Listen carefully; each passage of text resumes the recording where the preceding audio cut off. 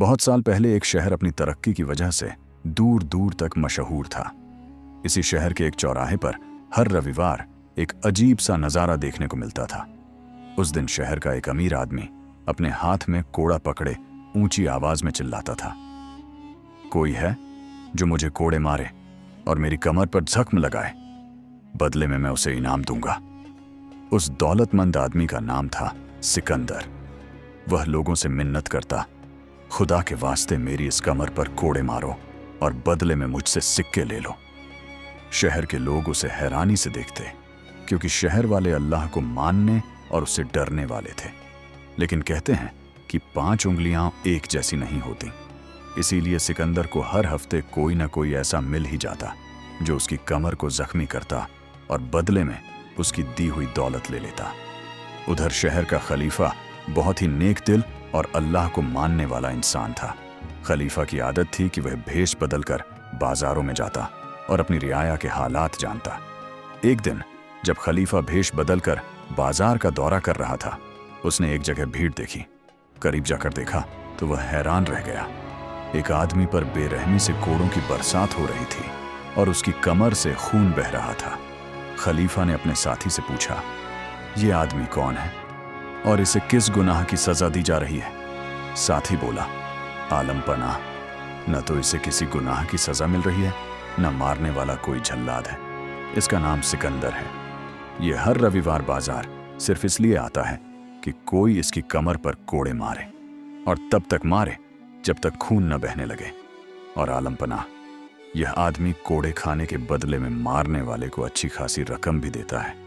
खलीफा ने सुनकर कहा, अगर ऐसा है तो आज इसे यहीं रोककर मेरे दरबार में लाया जाए।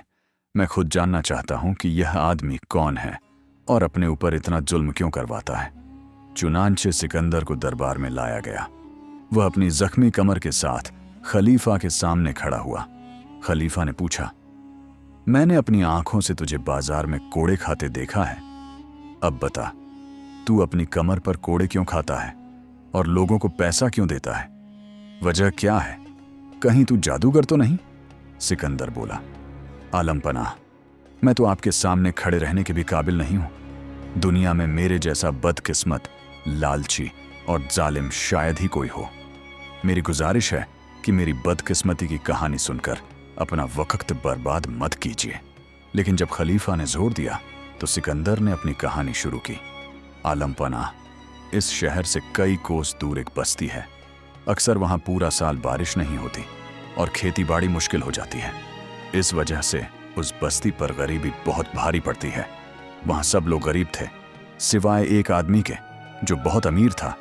उसके पास इतना धन था जैसे अल्लाह ने पूरा खजाना उसी को दे दिया हो। लेकिन आलम पनाह, वह आदमी बहुत लालची और जालिम भी था। वह किसी भी गरीब का माल हथियाने का मौका हाथ से जाने नहीं देता था। किसी गरीब पर मुसीबत आती थी तो उसे अजीब सी खुशी मिलती थी। खलीफा ने पूछा, और तेरे कोड़े खाने से उसका क्या संबंध? सिकंदर बोला, आलम पनाह, गहरा संबंध है, क्योंकि वह आदमी मैं ही हूं। मेरी मिल्कियत में एक बड़ा पहाड़ था जिससे बहुत कीमती पत्थर निकलते थे। शानदार इमारतें उन्हीं पत्थरों से बनती थीं। बड़े बड़े शहरों में शायद ही कोई इमारत हो जिसमें मेरे पहाड़ का पत्थर न लगा हो। यहां तक कि आपके इस दरबार में भी उसी पत्थर का इस्तेमाल हुआ है। मेरी बस्ती के लगभग सभी लोग मेरे यहां मजदूरी करते थे। अपने परिवार का पेट पालने के लिए वे लोग मजबूरी में मेरे जैसे जालिम को सहते थे। मैंने मजदूरों को दिहाड़ी देने के लिए एक क्रूर शर्त रखी हुई थी। अगर मजदूर की कमर पत्थर ढोते हुए जख्मी हो और खून बह रहा हो तभी उसे दिहाड़ी मिलती। शाम को मजदूर कतार में खड़े होते और अपनी कमर दिखाते। जिसकी कमर से खून बहता उसे दिहाड़ी दे दी जाती। बेचारे घर के लिए कुछ खाने की उम्मीद में दर्द सहते रहते। मेरे लालच ने मेरा दिल दिमाग पत्थर जैसा कर दिया था। मेरे पास दौलत की कमी नहीं थी और ऊपर से अल्लाह ने मुझे एक बेटा भी दिया था। कहते हैं कि जब इंसान के पास अपनी औलाद होती है तो उसका दिल नरम पड़ जाता है। लेकिन मेरे बेटे की पैदाइश ने भी मेरी आंखों पर बंधी जुल्म की पट्टी नहीं हटाई। मेरा बेटा छोटा था, लेकिन मुझे लगता था कि वह मेरे इस काम को पसंद नहीं करता। इसलिए मैंने उसे पढ़ाई के बहाने शहर भेज दिया। वक्त गुजरता गया। कई मजदूर काम करते हुए घायल हो जाते थे। खलीफा और दरबारी पूरी तवज्जो से सुन रहे थे। अचानक सिकंदर रुक गया और उसकी आंखों से आंसू गिरने लगे। फिर बोला, आलम पनाह, मेरे मजदूरों में एक बहुत कमजोर आदमी था। उसकी 2 बेटियां और एक बीवी थी, लेकिन सबसे ज्यादा वही मेरे जुल्म का शिकार होता। कमजोरी के कारण वह अपनी कमर पर कपड़ा रखकर पत्थर ढोता और दिखाता कि उसने बहुत काम किया है, लेकिन मैं उस पर भरोसा नहीं करता और जख्म दिखाने की मांग करता। जब वह जख्म नहीं दिखा पाता, मैं उसे खाली हाथ लौटा देता। 3 दिन तक ऐसा हुआ। उसने काम किया, लेकिन उसकी कमर जख्मी नहीं हुई। मैं अंदर ही अंदर खुश था कि बिना दिहाड़ी दिए काम हो रहा है।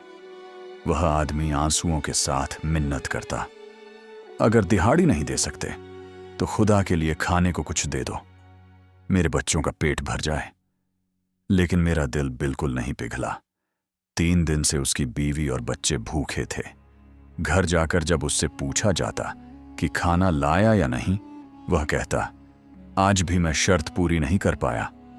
चौथे दिन मैंने आखिरकार उसे दिहाड़ी दे दी, लेकिन वह भूख से इतना कमजोर था कि घर पहुंचने से पहले ही रास्ते में मर गया। अगले दिन सिकंदर के दरवाजे पर दस्तक हुई। वह बाहर आया। एक औरत खड़ी थी, होंठ सूखे, चेहरा सूना। उसकी 2 छोटी बच्चियां पीछे डरी सहमी खड़ी थीं। वह बोली, तूने मेरे शौहर को मार डाला, अब मैं तेरी शिकायत करूंगी। वह चली गई और उसी दिन से सिकंदर डरने लगा। उसे लगता था कि वह सीधा काजी के पास जाएगी, और अगर काजी के पास उसकी शिकायत गई तो उसे मौत की सजा होगी। कुछ दिन बाद फिर दस्तक हुई। एक पैगाम रसा हाथ में खत लिए खड़ा था। सिकंदर ने समझा कहाजी का नोटिस है। उसने नौकर से कहला दिया कि मालिक घर में नहीं है। हर दिन पैगाम रसा आता रहा और सिकंदर हर बार उसे लौटा देता। डर ने उसकी हालत खराब कर दी थी। रात को नींद में वह बेवा को देखता। मैंने तेरी शिकायत कर दी है, अब सजा भुगतने के लिए तैयार हो जा। फिर एक दिन एक घोड़ा गाड़ी आई। उस पर एक लाश थी, कफन पर खून लगा था। सिकंदर ने कफन खोला और उसके पैरों तले जमीन खिसक गई। वह उसका अपना बेटा था। सिकंदर चिल्लाते हुए रो पड़ा। जब थोड़ी होश में आया तो कारवां चलाने वाले से पूछा, यह कैसे हुआ? वह बोला, मुझे कुछ नहीं पता, बस लाश पहुंचाने को कहा गया था। सिकंदर को लगा शायद उस बेवा ने उसके बेटे को मारा है, पर तुरंत याद आया कि वह औरत गरीब थी, बदला लेने की ताकत नहीं थी। वह बेटे को दफनाकर टूटा हुआ घर लौटा। अगले ही दिन वही पैगाम रसा फिर आया। इस बार सिकंदर ने सोचा, और कितना भागूं, बेटा भी खो दिया, अब क्या बचा है। उसने खत ले लिया। खत खोलते ही उसकी सांसें रुक गईं। उसमें उसके बेटे ने लिखा था, अब्बाजान, मैं कुछ दिनों से बहुत बीमार हूं। मेरी कमर पर खून भरे फोड़े निकलते हैं और शाम तक फट जाते हैं। मैं बहुत तकलीफ में हूं। अगर आप मुझे लेकर इलाज करना चाहें तो आज ही आ जाइए। मुझे उम्मीद है आप तक यह खत जल्दी पहुंचेगा। सिकंदर ने कहा, आलम पनाह, यह खत रोज मेरे दरवाजे पर आता रहा और मैं पागल यह समझता रहा कि यह काजी का बुलावा है, जबकि यह तो मेरे बेटे की मदद की पुकार थी।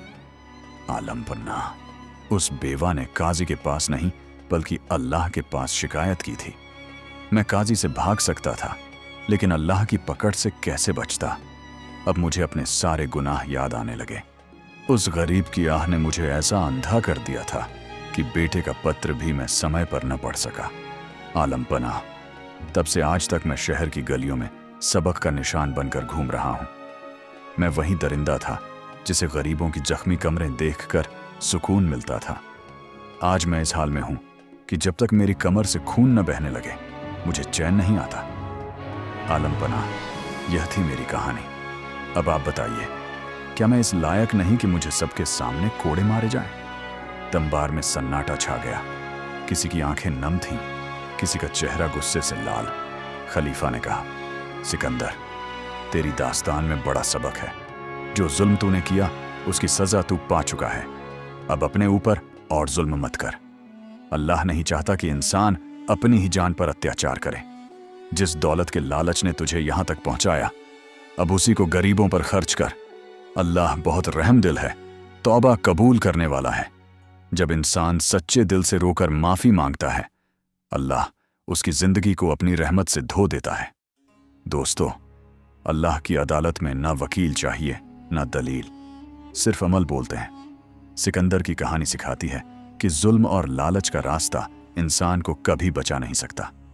अल्लाह का इंसाफ हर जगह मौजूद है। जब सिकंदर को अपनी गलतियों का एहसास हुआ, तब उसने समझा कि अल्लाह की रहमत के दरवाजे कभी बंद नहीं होते। जुल्म करके मिलने वाली खुशी आखिर इंसान की अपनी शांति को जला देती है। इसलिए अपने आमाल को साफ रखो। अल्लाह का इंसाफ हमेशा सच्चा होता है। दोस्तों, उम्मीद है यह कहानी आपको पसंद आई होगी।